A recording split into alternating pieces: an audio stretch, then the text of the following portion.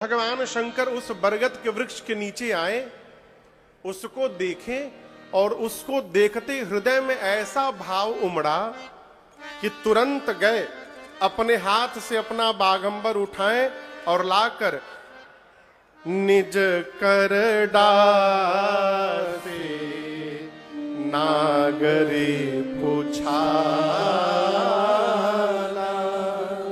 नागरी पुछाला, नाग कहते हैं हाथी को, रिपु अर्थ होता है शत्रु। तो हाथी का शत्रु कौन है? बाघ।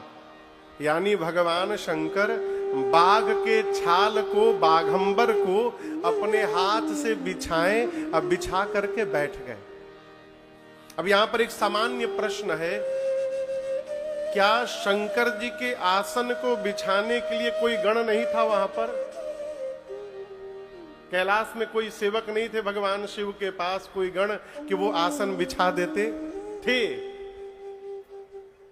लेकिन क्यों बाबा अपने हाथ से बिछाए? तो पहला कारण मैं आपको निवेदन करूं, साधक जब तक अपने व्यवहार के लिए अपने पर आश्रित नहीं होगा तब तक उसकी साधना फलीभूत होने वाली नहीं है। आपको आज की भाषा में कहूं, जिस बच्चे को पढ़ने के लिए जगाना पड़ रहा है वो पढ़ भया, वो का पढ़िए भगवान जानत है। जिसको पढ़ने के लिए जगाना पड़ रहा है भगवान जाने का पढ़िए। जिसको पढ़ना होता है उसको जगाना नहीं पड़ता, वो स्वयं जग के पढ़ता है। अपने पर निर्भर रहिए। जिसको जीवन में लक्ष्य प्राप्त करना है अपने व्यवहार के लिए अपने पर भरोसा रखिए। भगवान शिव भजन में प्रवेश करने जा रहे हैं, इसलिए अपने हाथ से बागंबर बिछाएं।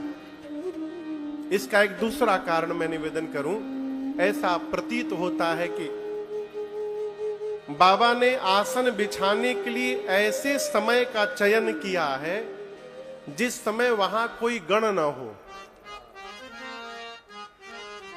बाबा ऐसा समय ढूंढे कि जिस समय कोई गण न रहे, उसी समय आसन बिछाऊंगा। क्यों? भगवान शंकर जानते हैं कि मैं जैसे बैठूंगा पार्वती आकर अपने मन का संशय प्रकट करेंगी। यदि गणों के सामने सती पार्वती अपना संशय प्रकट करेंगी तो ये गण मेरी भवानी के विषय में क्या क्या सोचेंगे कि पार्वती जी को भी संशय हो रहा है।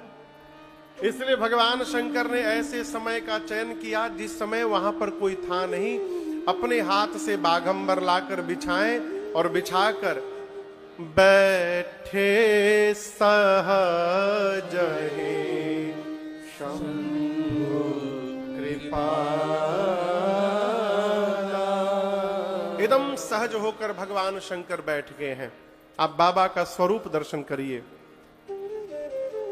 गोरे रंग सोहे अंग पर भुजंग। भुजंग मतलब सांप। गोरे अंग सोहे, गोरे रंग सोहे अंग दोआ भंग तरंग गंग जटा रुद में हे शिकारी नाथ भक्ति दोआ भंग तरंग गंग जटा रुद में। गोरे रंग सोहे अंग पर भुजंग तरंग गंग जटा रुद में। गोरे रंग सोहे अंग पर भुजंग तरंग गंग जटा रुद में। गोरे रंग सोहे अंग पर भुजंग तरंग गंग जटा रुद में। गोरे रंग सोहे अंग पर भुजंग तरंग गंग जटा रुद में। जटा मुकुट सुरसरित सिर लोचन नलिन विशाल। नीलकंठ लावण्य निधि सोहपाल विधुआ। भगवान शंकर उस बरगद के वृक्ष के नीचे बैठे।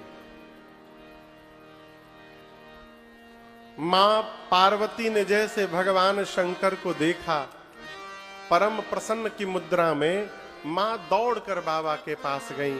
गोस्वामी जी कहते हैं, पार्वती भल अवसर जानी। कैसा अवसर? भल अवसर। भल बुझाता? भल मतलब अखिलेश भैया, भल मने अच्छा, हाँ, बढ़िया बढ़िया, सुंदर। और ये कहे तो नीमन। भल अवसर जानकर मां पार्वती भगवान शंकर के पास गई और बाबा ने मैया का आदर किया। जानी प्रिया आदर अति कीन्हा। दर्शन करिए, सामने वाला आपके जाने पर कितना आपका आदर कर रहा है, इसका पता कैसे चलेगा? मुंह से तो हर आदमी झूठ बोलता, अरे आइए, बड़ा अच्छा लगा आप आ गए। अब भीतर का चल रहा हो तो रामे जी जान रहे। आप किसी के घर गए, सामने वाला आपका कितना आदर कर रहा है, इसका पता कैसे चलता है? पता है? वो आपको किस स्थान पर बिठा रहा है। ये बड़ा महत्वपूर्ण विषय है। हम जिसको अपने जैसा प्रेम करते हैं, उसके साथ हम कोई भेदभाव नहीं रखते, उसको हम अपने घर के एकदम भीतर ले जाकर बिठाते हैं। एकदम भीतर, बेडरूम में लेके चले जाएंगे। जिसके साथ सामान्य व्यवहार रहता है, ठीक ठाक मिलना जुलना, उसको हम अपने ड्राइंग एरिया में बिठाते हैं। और जिसके साथ कभी कभी वाला है, उसको लिए बाहर के बैठके में मिलते हैं। और जिसके साथ 36 का आंकड़ा रहता है, उसके लिए गेटवो नहीं खोलते हैं। मुझसे बताओ क्या बात है, कहाँ आए हो? यहां गोस्वामी जी कहते हैं, पार्वती जी जब गई हैं तो बाबा ने मैया का बड़ा आदर किया है। कैसे? बाम भाग आसन हर ली। भगवान शंकर ने मां को अपने बामांग में स्थान प्रदान किया, बाम भाग में। बाम भाग में बैठकर मां प्रसन्न हो गई। शंकर भगवान बोले कि देवी, आप कुछ कहना चाहती हैं? मां ने कहा, प्रभु, पिछले जन्म से चाह रही थी, आज अवसर मिला है कहने का। पार्वती जी ने कहा, प्रभु, आप विश्व के नाथ हैं, आप मेरे भी नाथ हैं। चर अचर नाग नर देवता सब आपके चरणों की सेवा करते हैं। आप समर्थवान हैं, आप प्रभु हैं, आप समस्त कलाओं के गुणों के धाम हैं। नाथ, यदि आप सत्य में मुझे अपने चरणों की दासी मानते हैं, जानते हैं, तो मेरी प्रार्थना है, आप मेरे मन के संशय भ्रम अज्ञान को समाप्त कर दीजिए। शंकर भगवान बोले, आपको भ्रम है? मां बोली, इस जन्म का नहीं है, पिछले जन्म वाला भ्रम है प्रभु। बाबा पूछे, क्या भ्रम है? यहां दर्शन करिए। पुराण भगवान कहते हैं कि भगवान को प्राप्त करने के 4 उपाय हैं, 4 रास्ते हैं। 4 रास्ते हैं भैया, जिनके कारण भगवत प्राप्ति संभव है। ये 4 रास्ते क्या हैं? नाम, बोलिए नाम। किसका नाम?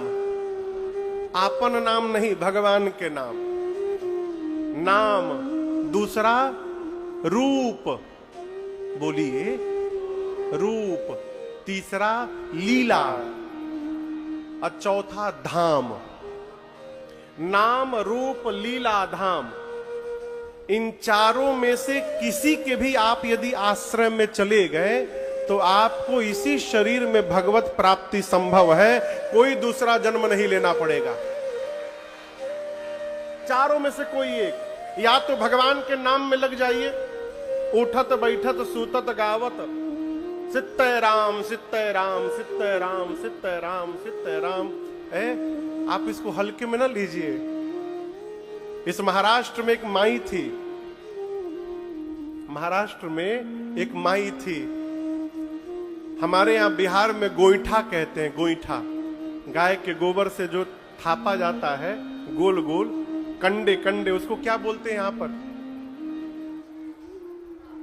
उपला। उपला क्या बोलते हैं गुजरात में? उपला उपला उपला बोलते हैं, हमारे यहां उसको गोईठा बोलते हैं। क्या हो तू बोला?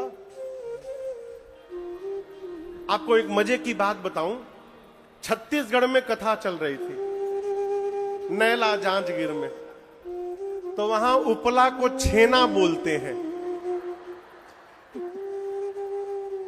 छेना। महाराज जी के साथ हम लोग थे, कथा चल रही थी, तो एक दिन महाराज जी बोले, बाबू शाम के लिट्टी खाए के मन होता। तो जो भैया व्यवस्था देखते थे उनको सब बताया गया कि आलू लाइए, टमाटर लाइए, धनिया पत्ता लाइए, ये लाइए, सत्तुआ लाइए चना का, शाम को लिट्टी बनेगा, और गोईठा ले आइए 1 बोरा।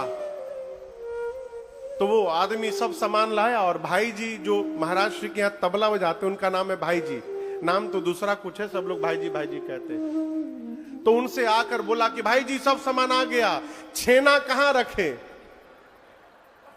तो भाई जी समझे छेना मने छेना, तो बोले फ्रिज में डाल दो।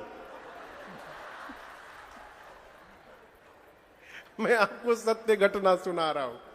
वो भी महापुरुष सारा 1 बोरा छेना ले जाकर फ्रिज में सजा दिया। अब हम लोग कथा से आके बैठे हैं, सब सामान आ गया, गोईठा आया नहीं, विलंब हो रहा है। तो भाई जी गुस्साए, भाई कहां गया? उपला कंडा आया नहीं। उसको फोन किया गया, वो आया दौड़ के, बोले कहा? दोपहर का ला के रखा हूं। वो भाई जी बोले फ्रिज में डाल दो। भाई जी बोले मेरा दिमाग खराब है, बोलेंगे कंडे को फ्रिज में डालने के लिए? बोले आप ही तो बोले छेना डाल दो। बोले छेना बोले थे ना? बोले वही छेना है। तो महाराष्ट्र की माई कंडे बनाती थी, उपला। और आपको बताऊं, जब से जगती थी और सोने तक उसका एक ही स्वर था, हर श्वास पर विठल विठल विठल विठल जपती थी, दिन भर विठल विठल जपती थी, कंडे बनाती थी।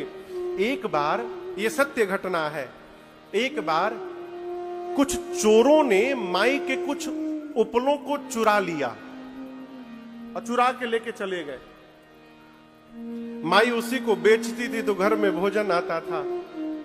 राजा के पास जाकर माई ने शिकायत कर दिया कि मेरे कंडे चोरी हो गए, न्याय करिए मेरे साथ।